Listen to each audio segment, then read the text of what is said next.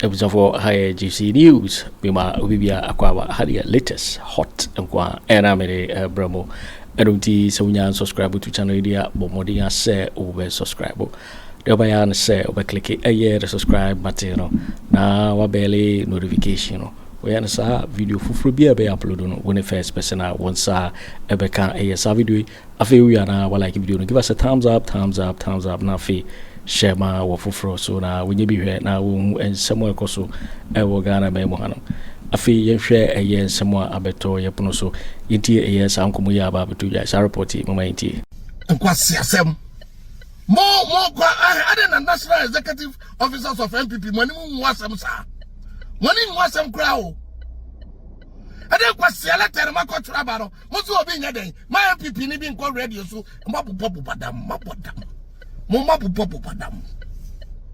Mama me say Mama befa party e dia opposition. Mani emu. Party amu baye now all the economic indicators were growing positive. Motimi abegi party ni dia opposition. Mo amu ntro code of conduct o ma mo ho. Ehun se na mo jimi. Mo hu za jimi no. Mo de mo hu yi. Ni mo hu an say Obiako TV so akoka NPP asem moreover more penny for way or set him and sabonsu wako TV so wakoka nsem ho awie Justin Kodua wako TV so waka nsem ho awie you dey Boakye waka nsem ho awie Steven Amwastika waka nsem ho awie and penny for na makoka nsem ho awie mu wie ya moti say what are you guys trying to tell us? Some NPP ni bi enko radio so kwa dey code of conduct we are poor. Kwasia code of conduct renchemo. Montroma muna munkofi. All the next executive officer, write that code of conduct to yourself and go home. When you political party grow positive, when the party are opposition, montro code of conduct to mamo. And yet Jimmy, can we bet your code of conduct here? Toilet road platform for such. What's the more being called radio soon? I'm going to NPP. Now, Kwasia Mudiana Mekika na infasem. Mudiana munya kwan moye smart. Aba TV so abekika wie no. Na ye dansem. Hey, don't get me. Na ye dansem. Hwamunim. Mo ye besi mabo. Hwe NPP national executives. Esi simu nyina abo komo. Kwasia sam na munim. NPP ni bia feel free, go out there and speak your mind.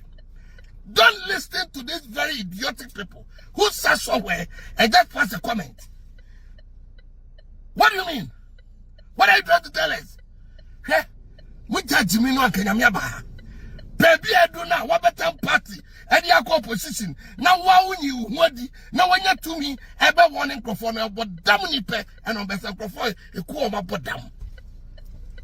Ekua empenfo no mu nanyene. Nyansen wo mutrim and on be yade am we. Kwasia the party go opposition na obi here. When a opposition. NPP ni be no aka just opposition. Or opposition akọ.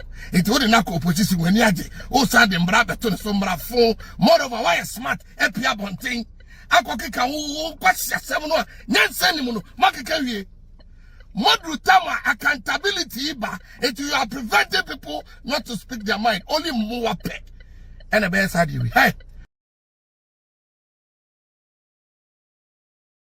Everybody go to this radio station, go to TV station, air your views. Don't listen to their useless letter. What are they going to do to you? Are they? Obi na ba ufie be fa akoya NPP ana. Obi na ba ufie na be fa akoya NPP ana. Mo money mo gwase campaigns kan na modi. Campaigns kan na modi akromfo ansumudi. Akromfo ansumudi. What's it say? I know being called big crazy. Not more than I'm away. Hey, Mr. Modiana Mokanaway.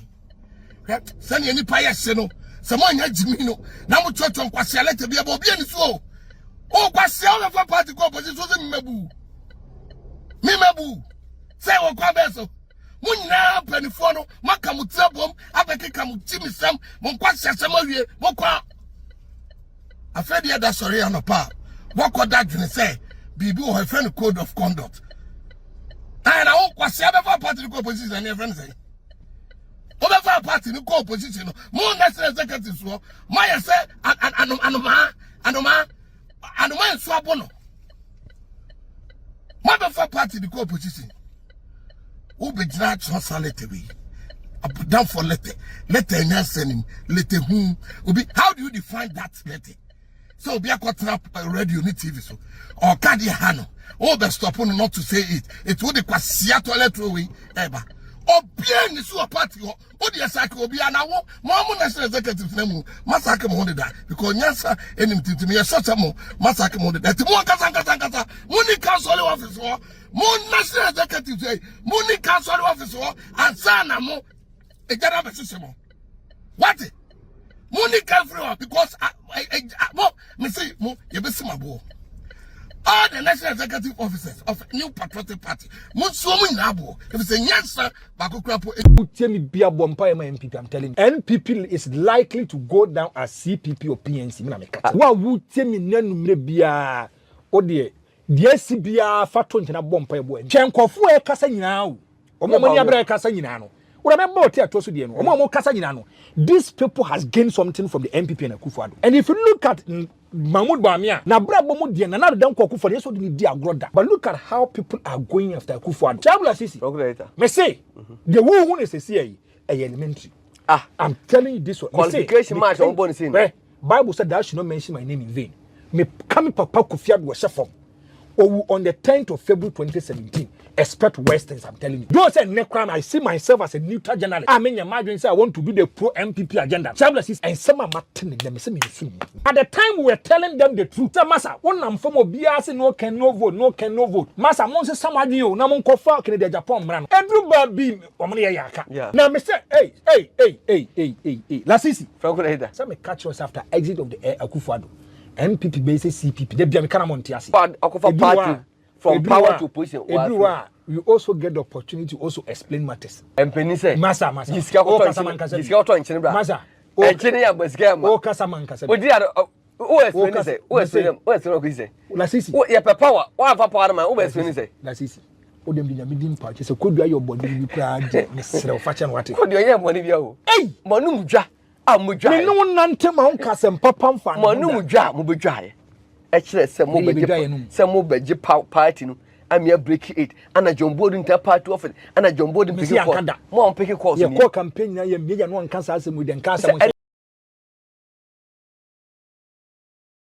Yeah, they campaign. What do you say? Yeah, I win that campaign. Yeah, I win that. When I'm Munyamu, there's a bed. See the message. Yeah, the party from the party about power 2017. Both the National Bawumia Campaign.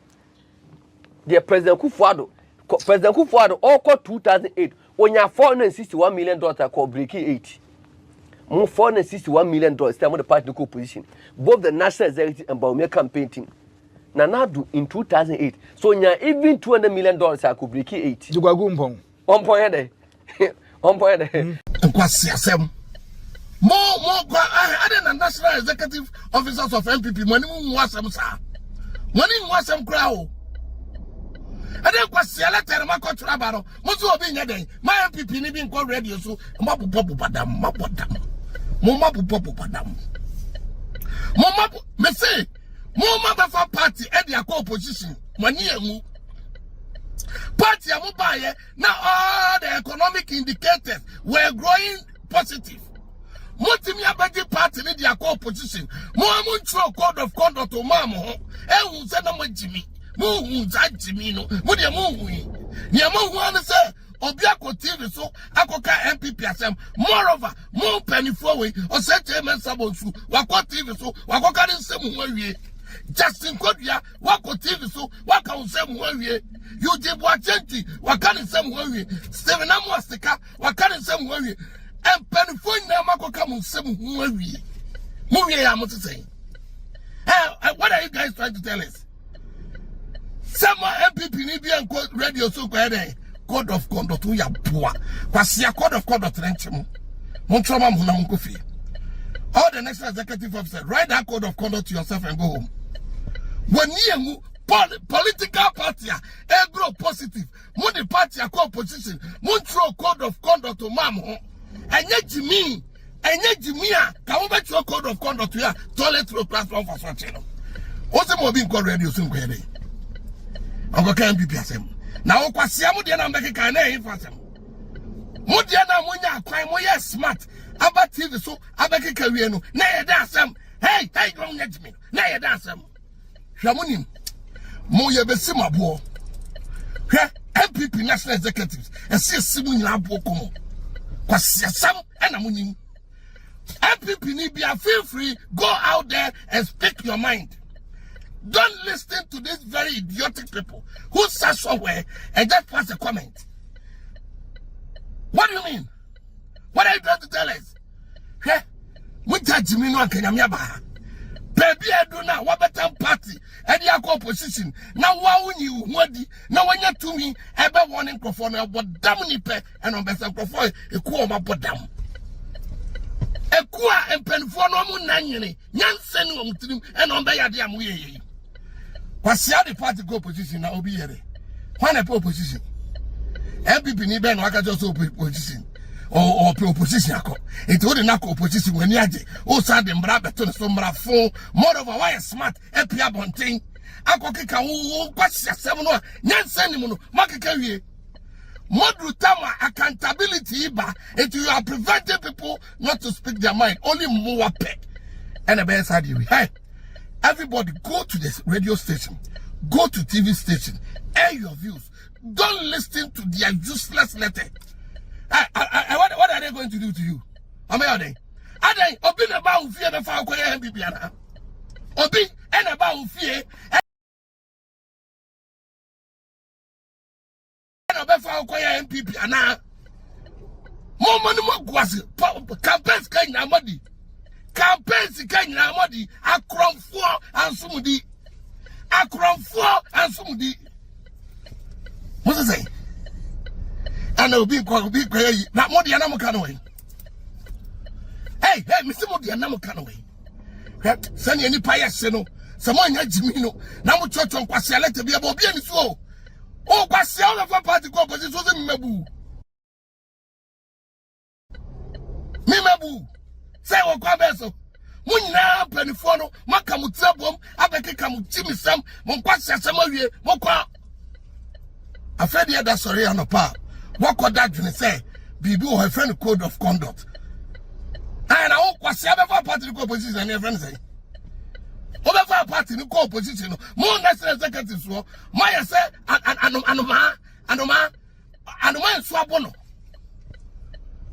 what for party the opposition who be judge for salute we up down for letter nyansenim letter whom obi how do you define that letter so obi akotra so or kadi hano oh, the stop on not to say it. It would be kwasia toilet way ever. Or bien is a party. Mamu national executive nemu massacre mo that because nyasa anything to me such a mo massacre mo that mo kasa money council office mo national executive say money council office ansana mo ejara besisemo what money come free because me say mo yebesimabo all the national executive officers of New Patriotic Party, Monsuomu Nabo, if it's a Yansa, Bakokrapo. No, tear to video near Kwabena. Franco said, MPP. Hey, that's easy. Another video this time I said out by 20 times. And then we no cast and prechum. Agent, you know, Nesika $300,000. $300. But let's more it was an established fact. Yeah. And you're concorded. He showed me text messages. Emma me here. They called the man live on TV, whereby I was there, posting questions. And the kind of answers for the man, Emma Metia says, I am part, so I discovered mine, or discovered tier two. So, in the Drew baby, a whole lot of issues, so. So, would you cry? And it's a no man. Bella Sisi, Franco later. Aish. And the MPP be. And then once much a black. Wash a black. And then MP, where you? I same war. No one no pay. And a pay mu pa bi NPP frames wo abakumase. Okay. Osreme. O person mi dim ntimi konko jana yi. Tene no kotafo. Sabu. Ensam wo. Ensam NPP mu.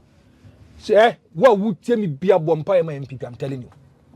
NPP is likely to go down as CPP or PNC. I ended for your bomb MPP. Oh, now say some bomb pie more. I didn't. So bomb pie more, it give them a stiffer competition and also to form no year.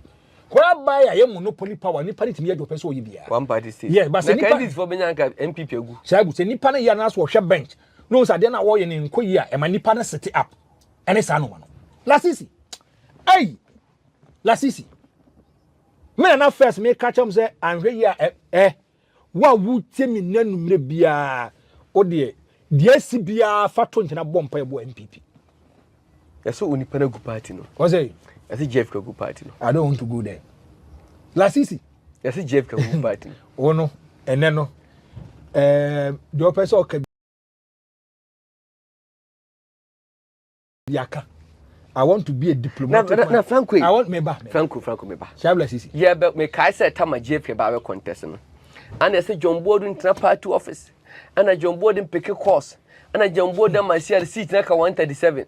Franco share the mama ko say. Me say it's MPP how many? I want to be diplomatic this evening. Me say MPP how many seats?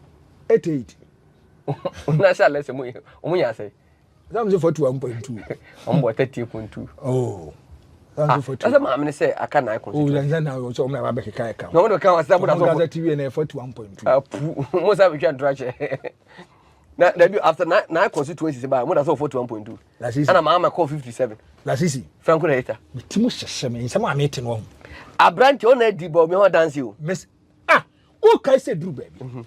Hey, if the truth is not against you, you don't feel pains. But you know, say we are better now. I know you're better. I love the word. And I said, I said, no, we are sweet. And I better. What can I say? Open it, Papa. Or you to or you could to Jemuni Papa and an hotel to no tips on the decay licenses, mammy. Thank you. No, you may DV. I'm gonna. What I see, you want to say no yet more. Because no yet more than I say. As a lady, or yet more. I don't buy the bow me one dance here. Before so be about one dance here. Open it, Papa, or DV or true and true MPP. On what yet more the office of the president. Yeah. Before so about for time, before so about. And two penny Papa. Shabu NPP ni won mo ya hene ba NPP ni won mu pa na na hotel to so kokko be second. O ka se bia na kunya no NPP na habet ma choose NPP. Eh on dey serious o. O kai se mire bi won safo e kwotena so mpa. Yeah. E kokka mo nsam a kofa hotel to so yeah. Hotel to so gen nsam na me kokka asem.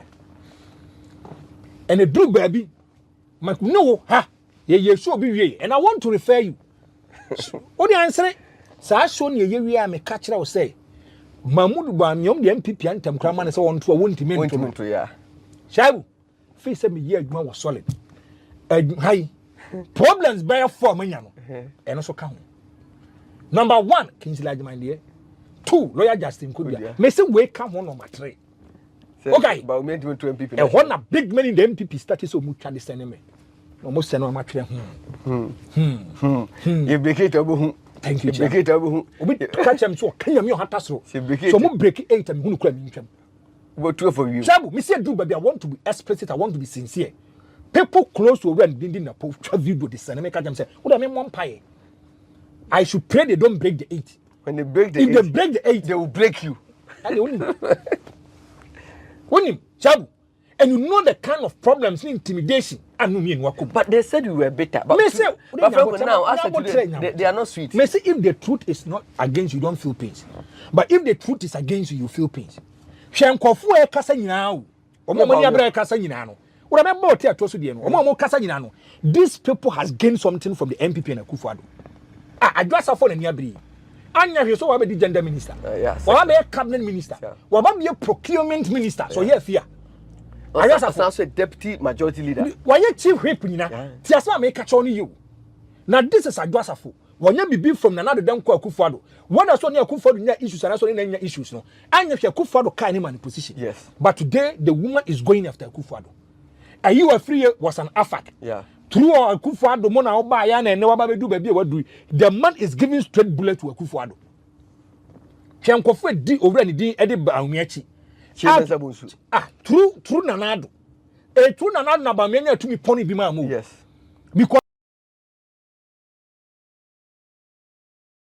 Because if you look at ballot paper now, Bawumia was not on the ballot paper.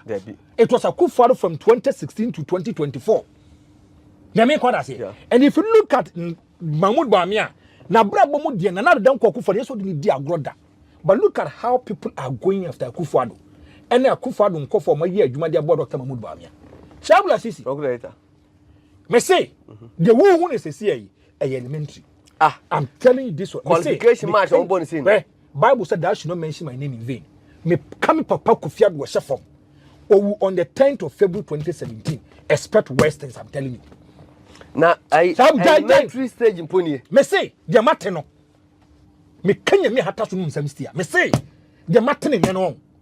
Expect worse things in the NPP. No be osu nam yo nantwi na nsu. Me say expect where the eba no. Asa me kan no. Ade me say me ade bia me ka bia me so bia me kan no kratcho say na me kan no. And then me say me to nyame o hata so shabu. Don't joke with it. Hey! And someone matter no one.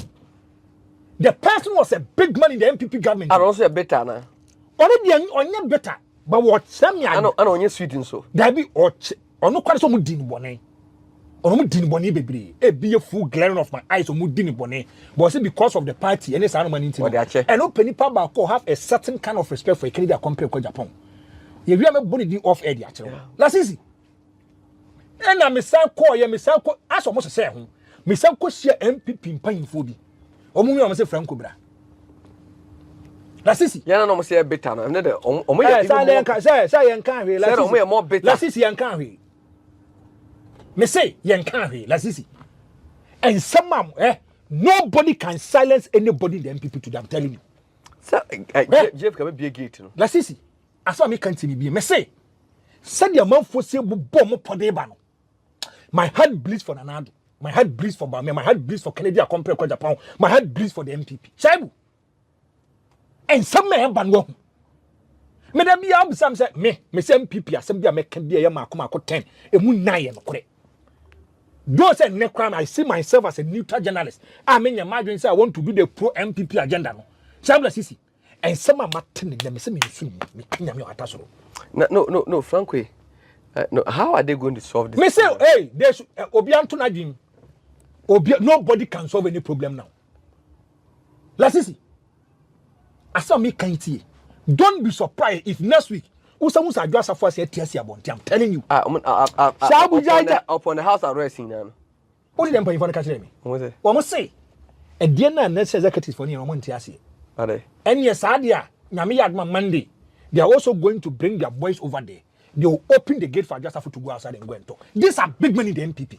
MPP National Executive say omo kase omo telu adwa safo yeah or say yeah ready to be pin and na be ni GFK ni party pen for mo dey language go try in the future of MP. Expect worse things from next week, I'm telling you. Right? Now my party ni say mugu party no. Asam na no me be catch na wo say you omo course a neck meeting a Akufo Addo tell wait here. Sandy Pan was part of the neck. What say Akufo Addo pay ya work no. I'm say she. Ya dey jaw kra wo hu hwewo. Ye dey ba ye no Ghana be form na me catch no. Hey. Aye nipa first normal commander na say Jubilee House buafu. Nipa o hwe video we obehu nipa na me ne nam. Nam no. E na be di de. Ohun me. E no hu nipa na me ne nam ye nam no. So onya hwe sa video we ya obehu nipa kro. But Akufo Addo say na wie nya me na me catch one thing. Said do masia mi Akufo Addo. Well, Akufo Addo ye say ko ba be bu man kwa ma na legacy ni be far better than Akufo. But na dey after Akufo no enye ni power fra. Said do masia mi Akufo Addo no. Enne yesem catch him said the no me kind it is confirmed. So mo hwe video no confirm. Already did the Boakye Agyapong Abujina po confirmed. Akufo Addo candidate. What say? Akufo Addo candidate Boakye Agyapong Abujina po. Now first no, na Dr. Mahamadu Bawumia. Now Akufo Addo feel betrayed. Tell Bawumia fi say na age from too. Yes. What no? Almost catch them said they were part of a meeting. Meeting no. Meeting na no mo bo pose there bi. E see a distance from Akufo Addo. But how can Bawumia distance himself from Akufo Addo? And them said that is asem we dey obisa me say me answer.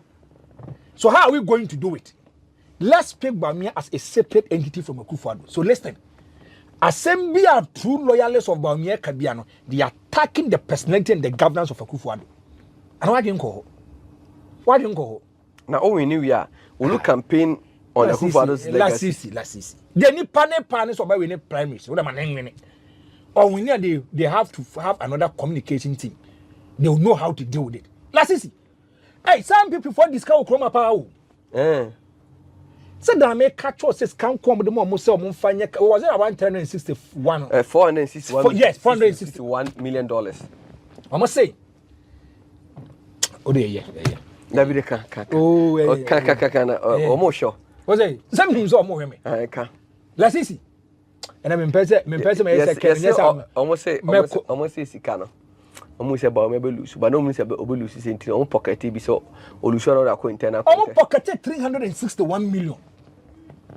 Not spending just $100 million. Hey, now say my name say between be too powerful to a point to say campaign chairman. Kwaku Pesca. You see from Dr. Yelolo say Dr. Yelolo Bawumia Dato finance. Yankopon. Damochi Kwaku Pesca. Just or patch one say is Gadiaman. That is my Martin was assuming. Miss Wemunya, yes, small, a year for the NPP. Big men in the NPP, they call the shot. Me, I'm a catcher. Big men in the NPP. Let's see, in some hole. Now, maybe we need to here to see a demo. Can what say? Say or say, and I got your letter say, me. No, mean, tea video in but listen to them. You are tech to Nana Pamena Casa. Menana Casa, but I mean, said I video in me. But after sending me a video, I'm somehow disappointed in him. That's easy. Another yeah. Everybody might have his negatives and positives. Yeah. When your MPP force to call position, you are not happy with it. Yeah.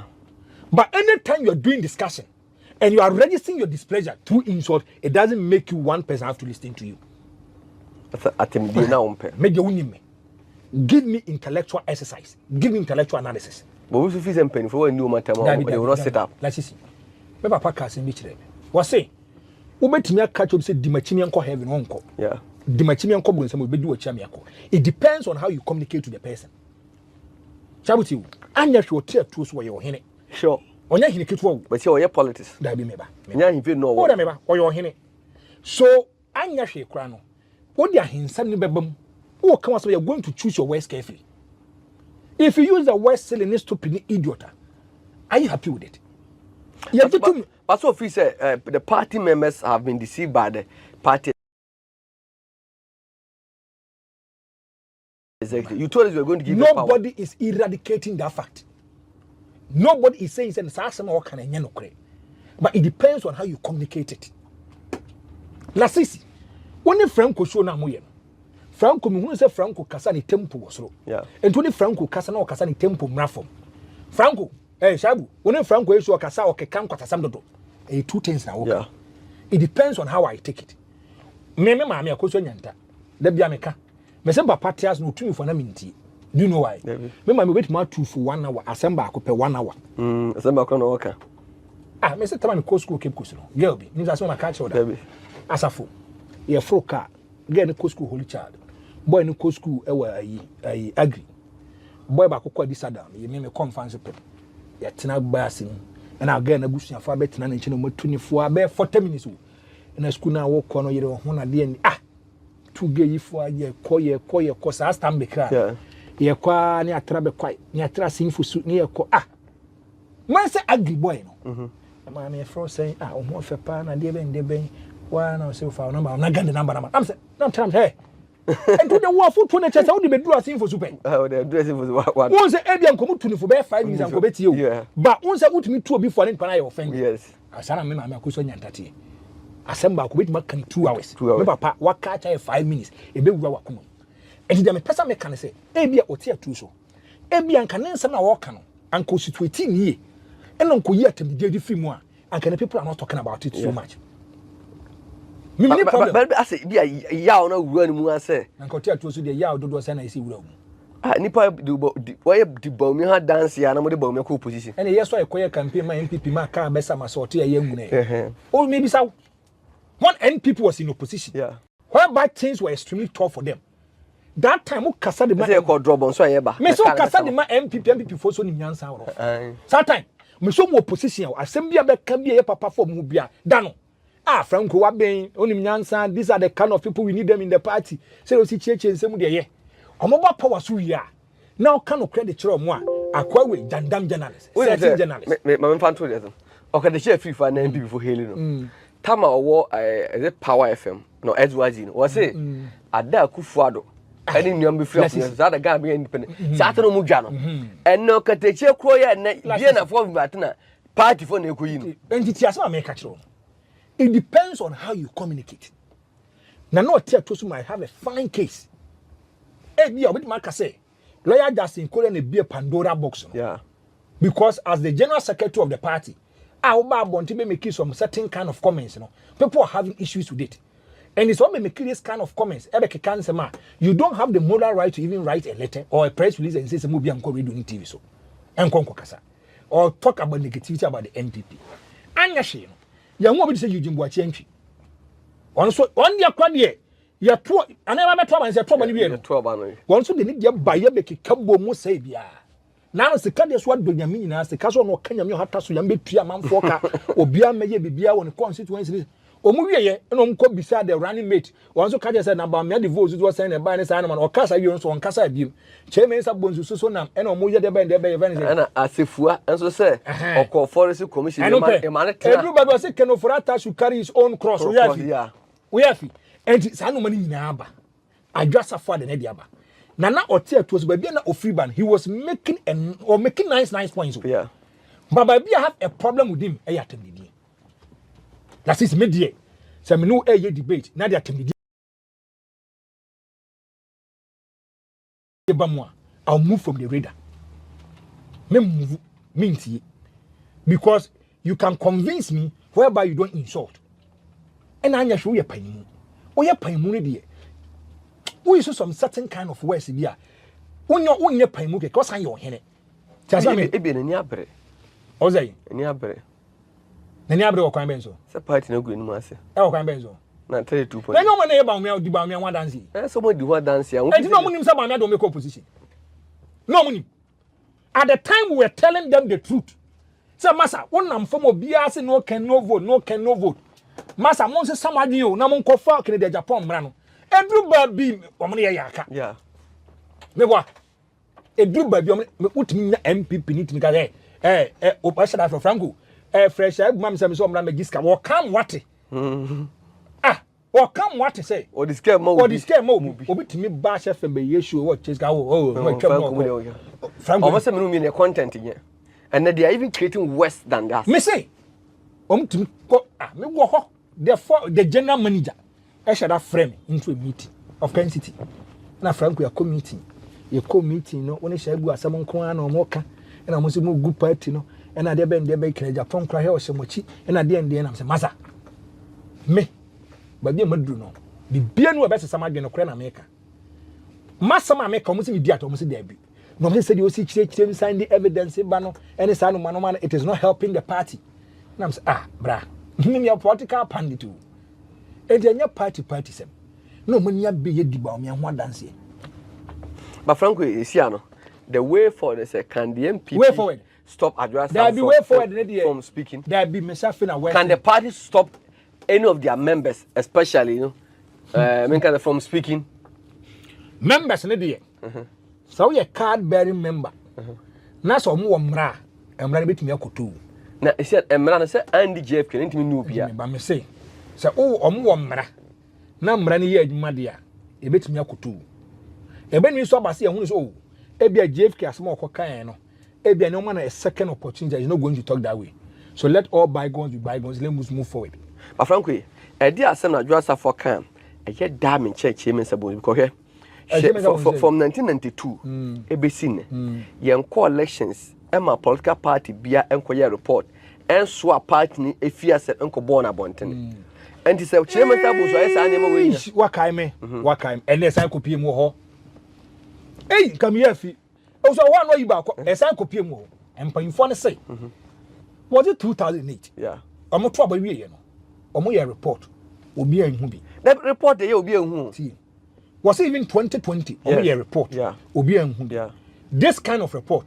Can some see only to save box. Yeah. Nipa no be when a flag bearer no. Omonte committee man on finance transfer on say these are the kind of problems that you come. So make sure we go for it. Yeah. And to cry on said this kind of report we are making it public. Yeah. Ene esan copy mu. Esan copy mu. The chairman should have been called to a disciplinary committee first. Sabra me say jamon na ma na fa adwa safo so no all kind of adwa safo so na me say sia the franco kodua buy no kodua say ya kan sema gunu hu fi omo blame no so he came to cleanse himself and everybody want to cleanse his or herself adwa safo say she has an integrity to protect integrity integrity is apostle me say me maka o say apostle Kojo safo ba me say me maka chiro say obia I can say obia person okudware po no mu na no fi za so mun nsamo hwehwa so mun nsamo hwehwa nto obia person na se me mitina Kennedy best me haya me ya dia o ya more than 2 hours formation good that is so me kasa me break bi o ha on me break bi say the Bawumia nkofo ni me fro kacha say me wo ha e de ni nyae no me kasa me break ya ma fi NPP headquarters no o ka pa mu no frɛ no o say ho ana ho ye dia no ma so mu project Gyamfi nkwase afo no solid fo no se be franco ntu keka mu keka nkwase asem mo yemhwe eno mo ana o mo nsan so ana headquarters ni o mo nsan so but franco I'm thinking of say o share the circumstance ma Paul Afoko ne Kwabena Agyapong ko fie na that time as a party na ye wo kandifo the bibi koso omo connect no mo decide on something in fact I'm so we leave Kwabena Agyapong ne Paul Afoko they were able to work hard and capture power. But this time, as a party, no, they are to auto play, no behind or pay. So, I'll tell you the way. So, because of Barbara response, I'll tell you, is he a card-bearing member of the NPP? He must. No, I want to be sure. Yeah. So, a card-bearing member, then they have to punish him. For what? The choices of words. You can have a nice way to talk. You tell to Madame for Panama,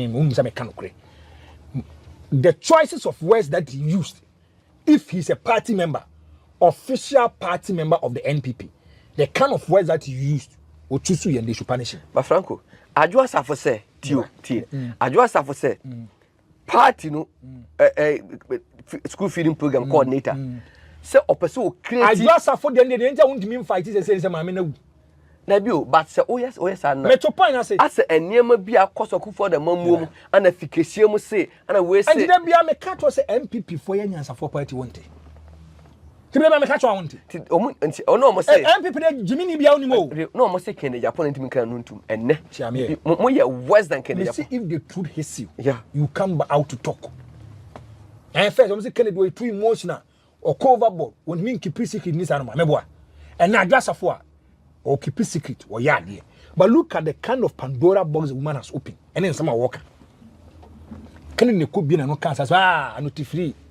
See, I can't. Kennedy say, and that's the cat. So, what me can do? Yeah. Once that's the a bit, there be a account. I quite say broken emotions in Chile. Broken out the being to like a can't cross them. A bit we be what Jim be what moment the life is city. We shall be out 2 hours. Miss out. Now, the more common, out of bitterness and privilege. I quite say the planet to a person soon that. Now, when you're coins, not their back, obey soon ready anything. And Nippon to Bisana and Naswoko. So I just want to know about this committee. I just afford to me is where they say, that Bugos committee. Yes. And I know Kwambrika was a no crab. Care don't remember. No. When it comes to committee and a trial. Now, even Ghana's constitution, you have to give somebody a fair trial. How is he going to defend that? Bogus committee. Adia National Council. Remember, no evidence be any. I just only bogus. So they should call it to the disciplinary report to be a man. Me say they should call it to the disciplinary committee. National Council they 12 point something million Ghana. Me say, what say me and fire report? Or moon fire call disciplinary committee. Do them the nequa. There no more be some question. Near money bogus on ye. If otchere to Kwabena the second, yes, or your NPP near, or no crowd, yes, you're inviting. Say NPP for mass and NPP for security and some cook cradical. Hey. Yes, many panel about mechanical. No, listen to the kind of comments and the choices of words that he used. The West, Nibi. And I won't tell West. Is it Diamond when a word dollar? The kind of words. And I owe you. Shall West, oh, you are not you. Idiom, what I was say, stupid woman, foolish woman. Franco, the NPP, omit my try June. Was it? Omit my try June. Miss the fitness week committee. Now, Mr. Hey. Lasisi. Franco, hey, Makoma, anti-party, Franco Musa, what there? When I a political pundit. Is that Dan Richard more Jacob party near said this is almost this is new NPP. Asamadu ye krombesu. Some catch us after exit of the Akufo Addo. NPP basis CPP. They be kana montiase. Akufo Addo. Said we see shepherd no wahye shaman na situ no na busuafo ne nam fofo no gya wodeko. Lasisi Franco later. Something is likely to happen in Asante region. Ah, there something sir. Asante region for na minim dey so mahu. Akwa question unse ye bobo efe bi counter attack. Yeah. Eni bi no mo ye na hwa bo no beto machi. Yes. Lasisi, don't be surprised. Don't be surprised. So what to say Lord Comey so call for national chairman, don't be surprised. Lord Comey. Don't be surprised. If you hear Henry Courtey going for national chairman, don't be surprised. That gets a crime minister wa bon. Why wa bon too much. Na pa would seat akochere. Obi seat akochere on there mama. Don't be surprised. Don't be surprised. If you hear say Abonya is U10 back to Burundi, don't be surprised. Ona ko be lusu poto Abronya. Lasisi, I'm re-echoing it again. Me say Abonya nkwa Abonya wankwa Abonya di obi beba. He still wants to control the region, even if he gets a national position. And that's how I talk about my Abonya. Elections, the enfahu. Elections, enfahu. I'm re-echoing it again. There's one young man be a penasem. My name fan home fra bringing kunya problem. Me money din. Or doma side ho. Me kan obe hu ne ho. Or doma side ho. My name fan home ko fra. San nipa no. Nanka bunu phone in a channel to even be the running mate to Dr. Mahamadu Bawumia. Very young guy. Very young guy. I'm a penasem. Anan komun ne channel. Some common ne kwama na kwakwa running mate to Dr. Mahamadu Bawumia. He should be extremely careful whereby he's not influenced or used. Abronyan, he's sitting on a time bomb. One is why you're a researcher who say so he's opting to go for the national chairman. Abronyan national chairman deal. Hey, there's a national organizer. National organizer. Well, organizer name call Bono. Or national organizer. Last season, Bonaka 1 seat. Or buy all banner 11-1. Yeah. And I call 6-6. And I call 111. Well, good. Or person be the national organizer. Shabla Sisi. Franco. Don't be surprised if Henry Kokofu vies for the national secretary. Franco Medase. Eh, minyayo. Ah. Minyayo. Oh, no, Medada program. There we am. Minyayo. Don't be surprised. Don't be surprised. Dr. China, General Secretary Maninyawa. Dr. China, General Secretary. Me say don't be surprised. Or free treasurer, General Secretary. Don't be surprised. Eugene Boakye Agyarko, General Secretary, don't be surprised.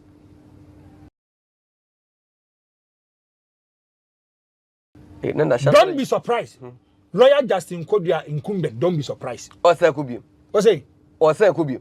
Ah, as I know, I can confirm to you about 4 people. Don't be surprised if Isaac Asiama from Ninanyini Secretary. What are you about to say? Secretary, don't be surprised.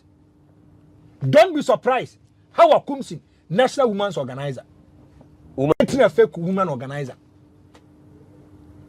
Don't be surprised. Salam Mustafa, National Youth Organizer, National Organizer.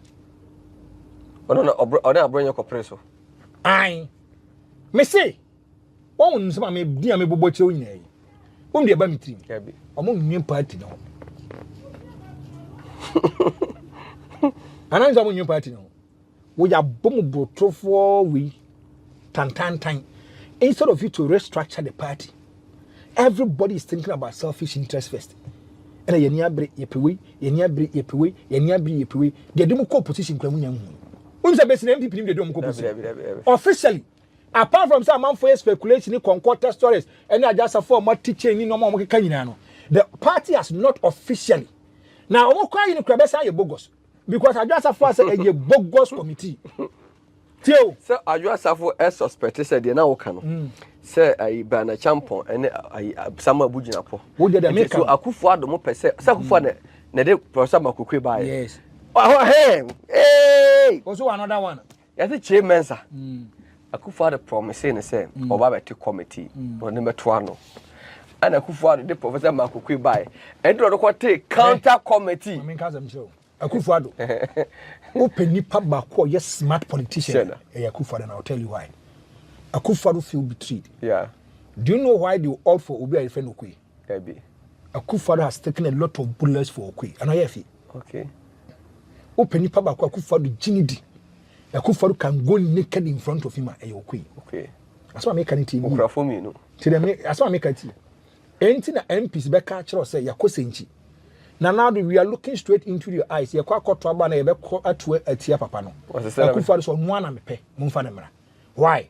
There's that bonding and socialization between the two. That's why I make catch on. That bonding and socialization. Committee asema okay. Okay, say chairman Sabunse Uniflow as a majority leader. You didn't listen to a section of the big men in the NPP. Yeah. Say they have betrayed him. And some of them can and yes sir, na Akufo Addo mpenasem. But we nipa jase we go kudia. And then nkasa. Why then? And trick is on a bravo too much. Trick is be. Okay. Ta o ka say. Trick is be. Tie. O ka say tama.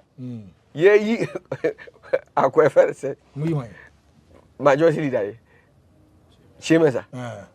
O ka say you what my press conference say. Enye no kure. Ada omoye meeting.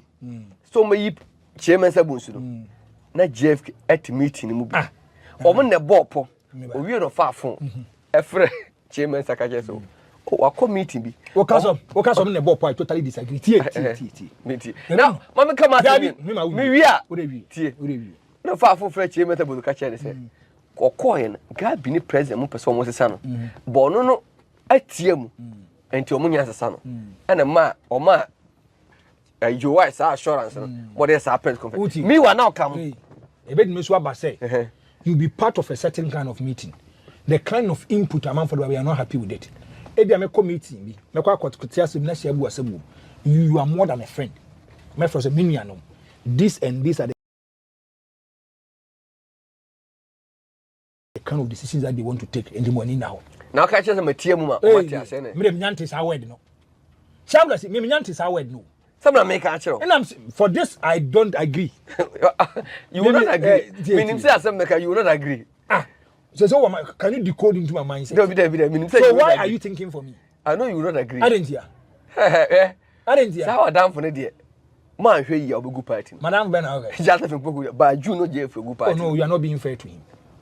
Na Franco you are not being fair to him. So boy the ball Kojo eba no. Say Jombodu enter office and pick a course. Kojo ne kai. Omo campaign message. Kojo ne kai. Kojo was part of his campaign. Almost say he never made this kind of statement. Almost say Jombodu at the seas from 169 about 137. And you going to the America Biame. What am I see old see people pick a course. What now pick a course? What am I see at party no. Monkangunis. Yan kangunis so see Musi NPP say 88. And from 137 NPP for city I got say more there. Me say NPP for city say 88. Obi odi fi 169 about 137. Last season. Franco. Mama Kasemba. Metio. The besi asiewi. The besi asiewi. Munia ho ana asem ka. The NP we are denya the ultimate responsibility lies at the general secretary. And a bad party. But was the ultimate responsibility lies at the doorstep of the general secretary. I mean, of the leader. But who is the leader? The chief administrator of the party. Oh, yeah. When I come to say general secretary, only chief administrator of the party. No, one could have a problem. I said, that's 1 million wakuma. Me no wakuma. Me no nambia, me mus waka sem papa. Shabu. Sani abe kone di ane nyanko ponso ya admo ni baba kwa complete position. Jombodu. Chabu say ni be kona. Jombo adu de. Edu ama kwa ma aka de opese o ka bia o. Jombo adu de. De e betna kan fa jombo adu no ne say. Okofa 6 no. What nanado or the 150 53%. Yeah, personal life. And about 51%. Sit on your power.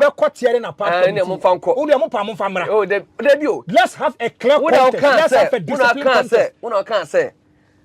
Obi argument no fact in the dear mama problem. Me say me niatem. Yeah, to on fact in Rebecca. Mosai. The fact you may say John Boy took the party from opposition to power. Papa and father to play safe. Me no obi an campaign obi ye. Dabi ye be campaign.